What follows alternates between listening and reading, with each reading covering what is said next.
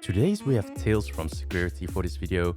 As always, don't forget to share and like if you enjoy these videos. Without further ado, here we go.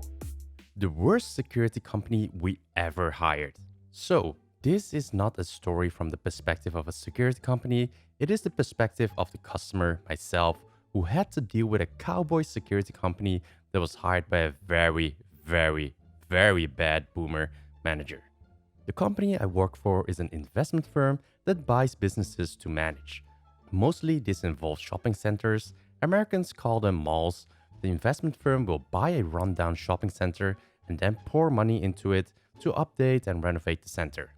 Part of this was us buying a shopping center which has no security at all. This included no security staff, extremely outdated broken security cameras, and a very poor security alarm. In fact, one door in a 24-hour gym located on the outside of the center was not alarmed and anyone could walk through the gym and get access to the shopping center after the main doors were locked. The place was in a bad way. So in walks a temp boomer manager intent on fixing everything. But in typical boomer style, this only involved engaging with random suppliers and never following through with the work or even checking its progress. I did 10% of my job and will delegate the 90% mess to someone else style of management. This is where I came in, to now babysit our security contractor. Let's not even start on the fact the manager who hired the contractor just picked the first local contractor and gave them the job, not even checking reviews or seeing how long the company has been in business before, less than 12 months old. This then started on a huge mess. The security contractor was just an ex-security guard who was unemployable, so decided to start his own business. First red flag. The contractor was tasked with getting our security to standard. I'll list out a few of this idiot's actions first. 1. Cameras partly installed, hanging from the ceiling by the wires. 2. Live electrical wires hanging from the walls in department stores for motion sensors. 3. Incorrectly scoping the work required to install door switches, as in he did not have the tools required to drill the holes. This took 6 months to resolve. 4. Blew the industrial air conditioning unit for the entire shopping center because he overloaded the circuit. 5. Would not take instructions from anyone who was female. Center manager was female. 6. Broke privacy laws. 7. Their own incompetence created a huge security breach using stolen equipment. 8. Did all of this without holding the correct master security license. It was denied by the government. We found this out later. We had an issue in the center management office with stuff going missing. Security contractor is engaged to install a security camera in the management office. What the contractor did was actually install a camera that was recording audio in the office. This is a massive illegal action. In our country, you cannot record audio for security purposes as it becomes a huge privacy breach.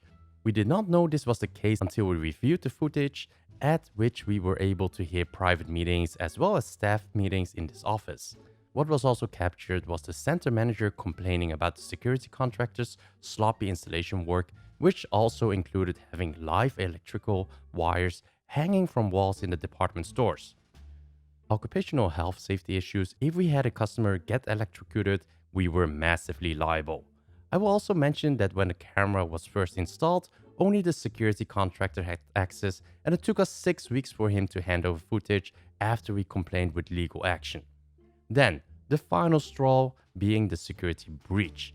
12 months of having this cowboy in the shopping center, we were still no better off than we were before. The contractor had been paid in full, boomer manager's fault, for all the work needed on the center. However, since the contractor could not complete the install in a timely manner, the contractor had to hire more staff to patrol the high-risk security, which then forced the price of the quote to go higher.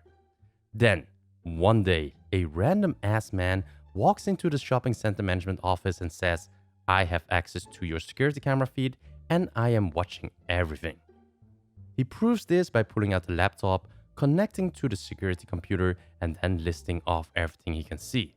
He mentions the reason for this is because he is a local computer tech and he builds computers.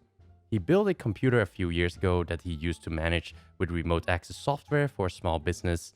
Subsequently, that business was broken into and the computer was stolen and it never appeared online again. Until now. He then asked why we had stolen equipment in our shopping center. I was engaged at this point to check this man's claims as I'm the investment firm's lead technical engineer. I logged into the security computer and asked what the random man could see. And while he was viewing our footage, he also mentioned someone kept moving the mouse. I said, that can't be me, I'm looking at a single camera feed.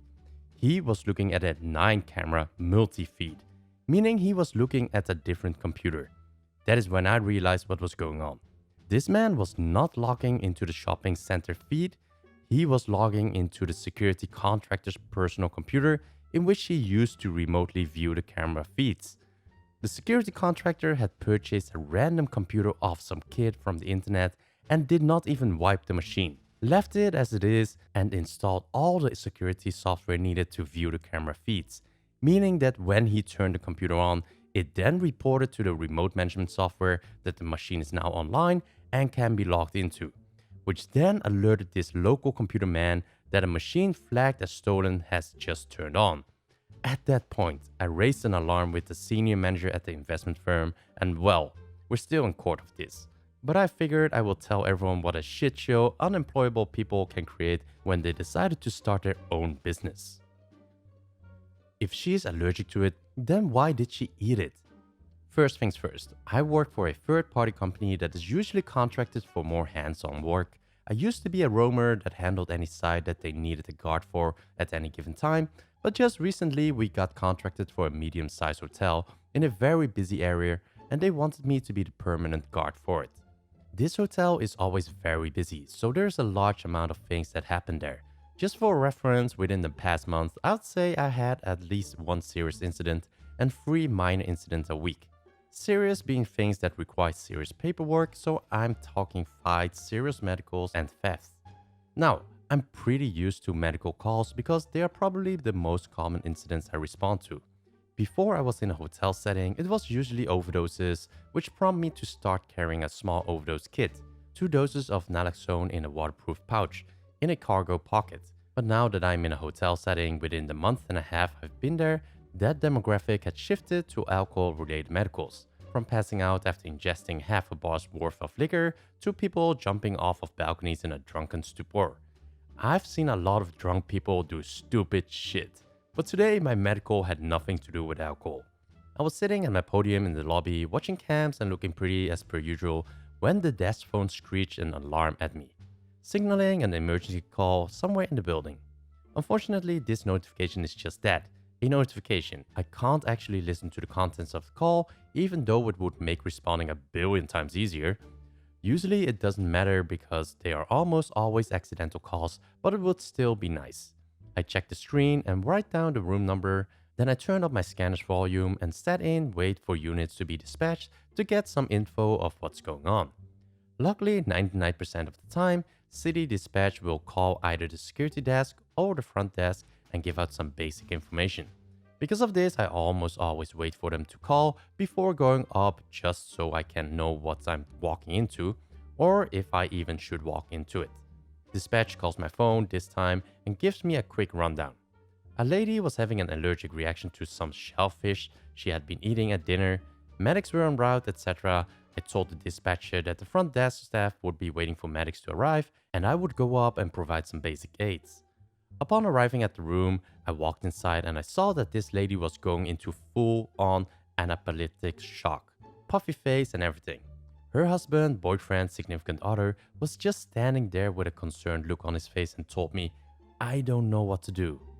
I thought to myself, come on guy, you're gonna be dating, married to someone who is deathly allergic to something and not learn at least a basic level of knowledge on what to do just in case she, starts dying. I instructed him to bring me her purse, figuring if she was this allergic, she most likely had an EpiPen in it and I had him dig through it. Luckily, I was right. I administrated the EpiPen and began monitoring vitals as I waited for medics to be brought up. After about 5 minutes, medics came in and took over. I started watching the door to prevent any wandering good Samaritans from walking in and stayed present to be extra manpower if it was needed. One of the medics began asking the husband questions. He asked, how did the seafood get into her system? Oh, she ordered the shrimp scampi from room service. Is this allergic new? The medic asked. Oh no, she's been allergic for as long as I've known her. The medics and I basically all rolled our eyes, and a booming telepathic thought from the medics and I echoed through the room. Are you fucking serious? This medical had nothing to do with alcohol-related stupidity, just good old-fashioned regular stupidity, the kind of church approves of.